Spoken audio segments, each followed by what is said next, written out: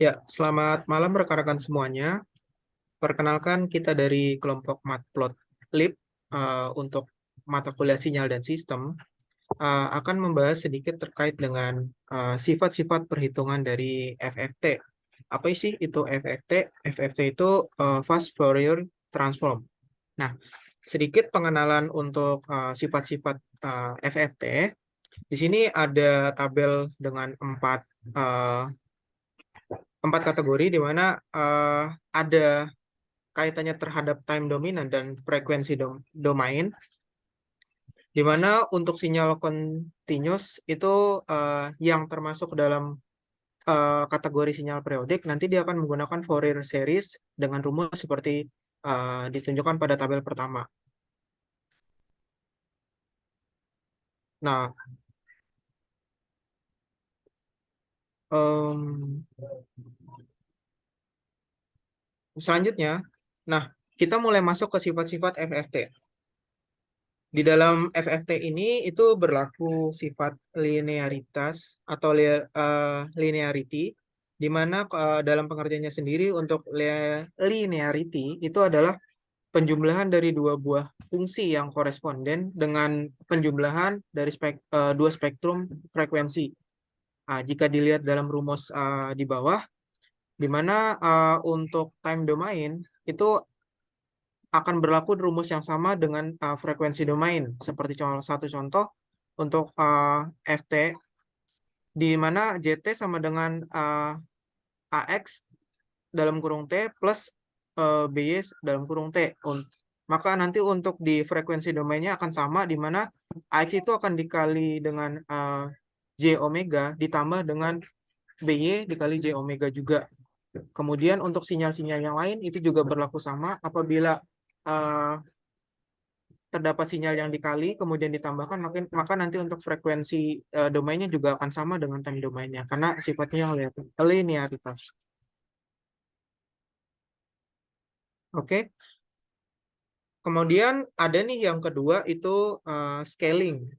Nah, di dalam melakukan FFT ini terdapat suatu sifat yang dinamakan scaling. Scaling ini itu merupakan sebuah proses yang melakukan pembandingan sinyal keluar dan sinyal masuk, di mana pembandingan dengan mengubah jarak, kemudian datanya, dan jangkauan variabelnya.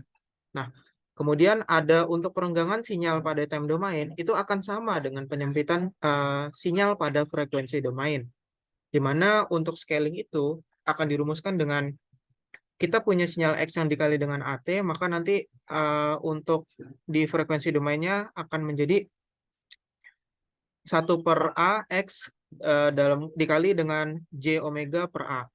Dimana kalau misalkan digambarkan dalam gambar, untuk time domain itu seperti poin yang kedua tadi, perenggangan sinyal pada time domain, pada gambar itu terjadi perenggangan, kemudian nanti pada frekuensi domain akan terjadi penyempitan sinyal untuk bagian frekuensinya yang sebelah kanan.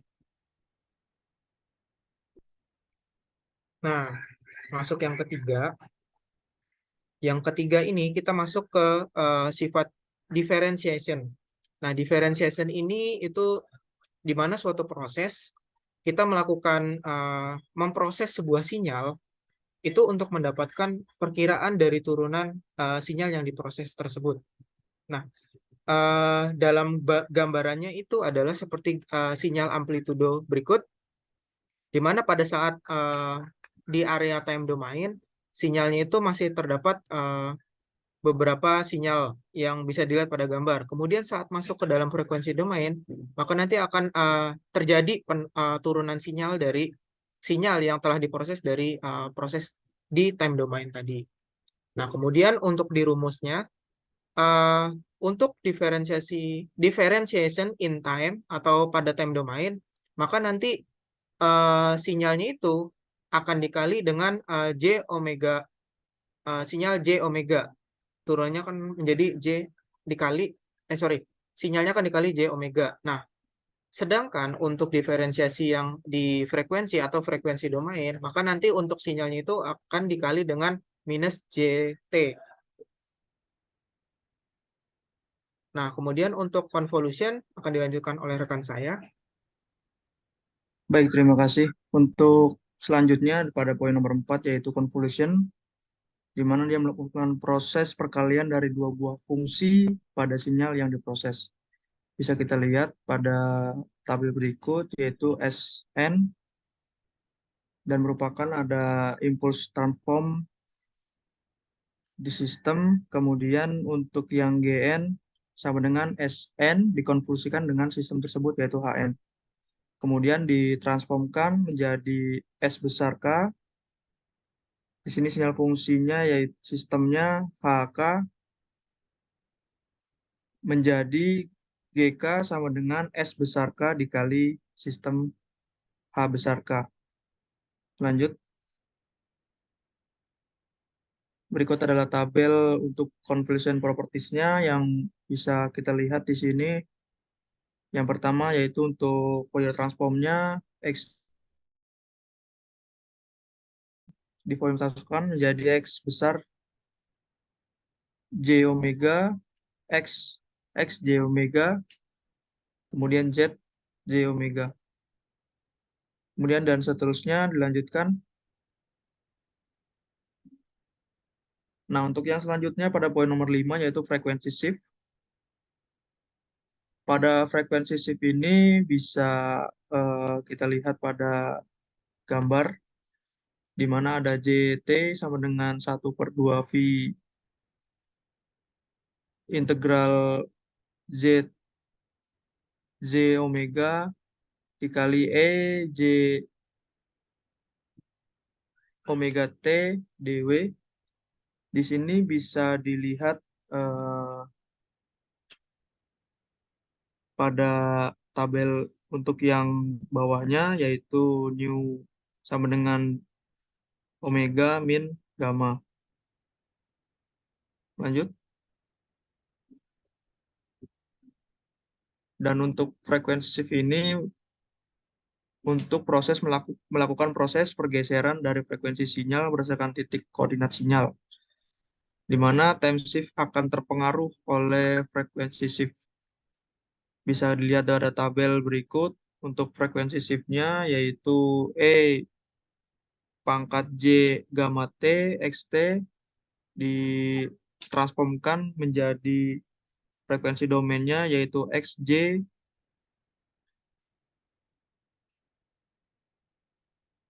omega min gamma. Lanjut.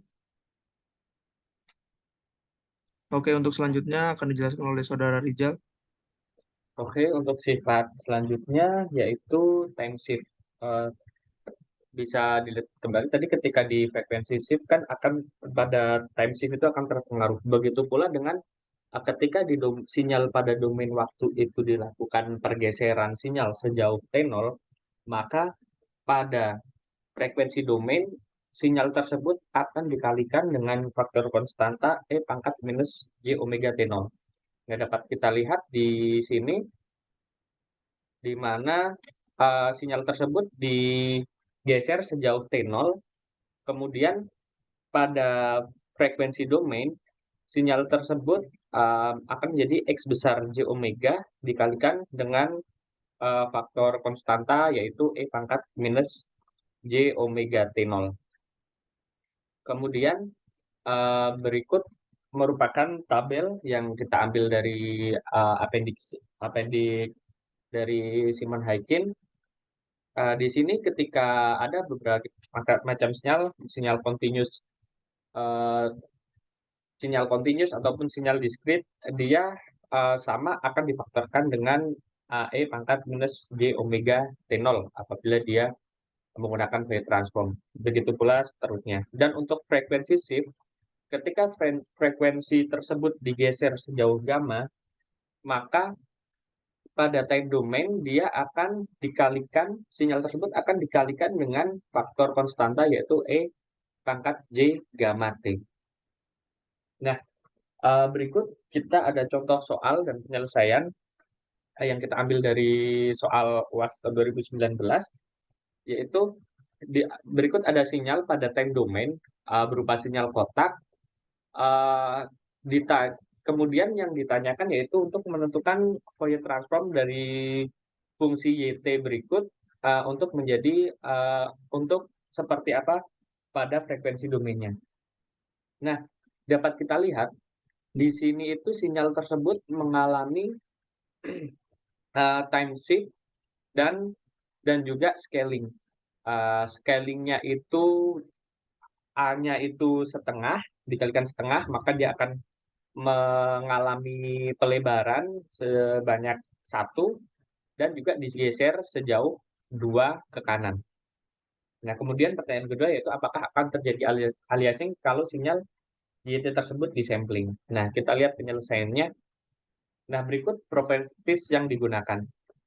Pertama, pada apa yang di C4, line kedua, di mana ketika di time domain sinyal tersebut merupakan sinyal kotak, maka pada frekuensi domain sinyal tersebut berupa sinyal sin, yaitu 2 sin omega T0 per omega.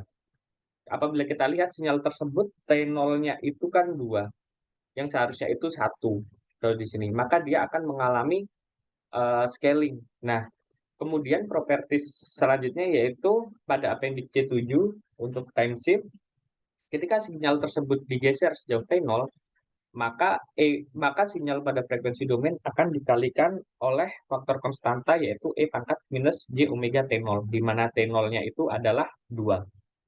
Kemudian ketika di scaling, sinyal tersebut di scaling pada time domain dia di scaling sebesar setengah, sehingga dia akan melebar pada time domain, maka pada frekuensi domain dia akan menyempit, sehingga sinyal tersebut akan dikalikan oleh faktor konstanta 1 per nilai mutlak dari A tersebut, yaitu setengah, dikali dengan X sinyal pada frekuensi domain, yaitu J omega per A. Nah, berikut hasilnya. Berikut pada time domain atau sinyal YT digeser sejauh T0 itu 2 dan di scaling sebesar setengah. Maka yang kita lihat seperti berikut, pada frekuensi domain kan merupakan sinyal sync. Nah, jadi di sini akan menghasilkan untuk pada frekuensi domain Y besar J omega ini akan dikalikan dengan faktor konstanta E pangkat minus 2 J omega sebagai akibat dari time shift, pergeseran di time domain, dan akan dikalikan dengan dikalikan dengan setengah sebagai akibat dari dikalikan dengan 2, maaf, sebagai akibat dari scaling berikut. Karena A ini kan setengah, 1/1/2 menjadi 2. Nah, berikut jadinya seperti ini, 2X, J, 2 omega. Karena omega di sini kan 2. Nah, kemudian kita turunkan menjadi E pangkat minus J, 2 omega, dikali 2 sin 2 omega per 2 omega. Di sini akan saling menghilangkan, 2 ini menjadi J omega pada frekuensi domain E pangkat minus J 2 omega dikali dengan 2 sin 2 omega per omega. Nah, berikut sinyal Y pada frekuensi domain. Kemudian pertanyaan yang B yaitu tadi, apakah akan terjadi aliasing kalau sinyal YT disampling? Nah, dapat kita lihat sinyal pada time domain ini kan sinyal kotak sempurna, di mana sinyal kotak sempurna itu pada frekuensi domain akan menghasilkan sinyal sin omega per omega. Nah, sinyal berikut ini kan dia memiliki bandwidth yang tak terhingga, di mana sinyal dengan bandwidth tak terhingga dia akan mengalami aliasing apabila disampling sebagai akibat dari bandwidth yang tak terhingga tersebut. Jadi berikut pemaparan dari kelompok kami. Ada kurang lebihnya mohon maaf. Terima kasih.